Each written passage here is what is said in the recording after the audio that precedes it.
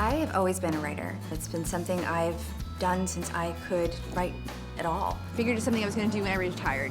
I thought it would just be that easy. I could just be retired and write a book. I chose to pursue it when I had a winter off. I had just been laid off from a job. Another friend of mine was also laid off during that time. So I'd send her as I was writing rough, grammatically incorrect awfulness of work, but she was addicted. And that's the moment I became an author.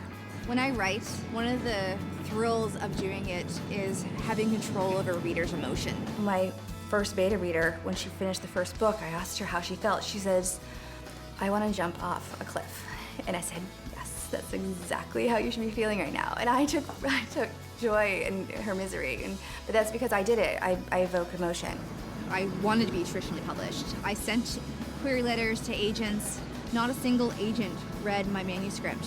And I was convinced that if one person read it, that they would see that there was something here. Then I read an article that talked about the trend of self-publishing and how the KDP program was the easiest way to self-publish. Amazon walks you through the formatting process and the publishing process, and they could help you design your cover if you wanted. Through independent publishing, my voice has been able to be heard because I wasn't at the mercy of the trends or the publishing market or what the actual publisher or agent was looking for to fit the niche that they have missing within their company. I got to write about anything I wanted to write about, and then the audience decided if that's something they were ready to read.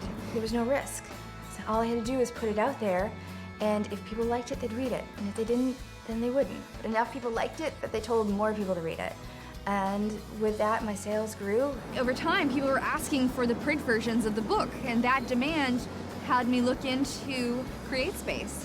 And I just put it on Amazon.com because that's where my volume was, that's where my readers were going to get the books, and that's where I put my paperback. And when the second book came out, it was an explosive phenom, really, from the first book to the second book, and it drew attention of an agent, and then later it drew attention of Amazon Children's Publishing, so that I eventually became a part of their team. And I would never have had that chance if I hadn't independently published my book. I mean, I've had people come up to my table and they're literally shaking, or they're crying, and I'm in awe of what I've been able to do and how I've been able to affect their lives. Everything is set out there for you to succeed as far as the accessibility to publishing. So it's your craft, it's your perfection that you need to aspire to. And that's all you need to be a writer, is you.